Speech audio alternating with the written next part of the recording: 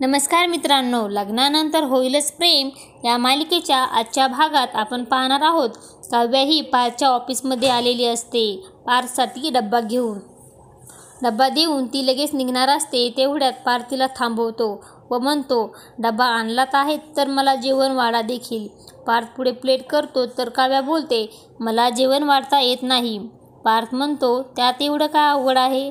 असं म्हटल्यावर काव्या प्लेटमध्ये शाबूची खिचडी वाढू लागते.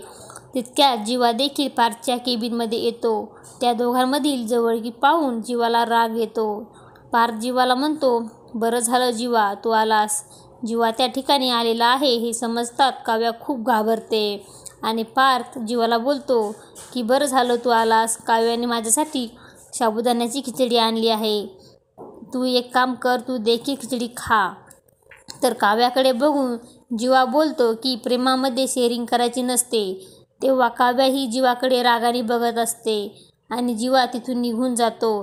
काव्या देखील त्याच्या मागे निघून जाते, त्याचा पाठलाग करते. जीवा हा लिफ्टमध्ये चालला असतो तर काव्या देखील त्याच्या मागे लिफ्टमध्ये जाते आणि जीवाला बोलते, जीवा तुझा काहीतरी गैरसमज होतोय, तू पाहिलेस तसं काहीच नाही आहे. तेव्हा जीवा बोलतो, मला काय समजायचे तर मी समजतो. तू एक काम कर, एखाद्या थंड ठिकाणी फिरायला जा, हनीमूनला. तेव्हा काव्याला खूप राग येतो. ती जीवावर हात उचलते व जीवा तिचा हात पकडतो. मित्रांनो, पुढे येणाऱ्या भागामध्ये आपण बघणार आहोत की जीवानी काव्या एकमेकांपासून कसे दूर होणार आहेत ते.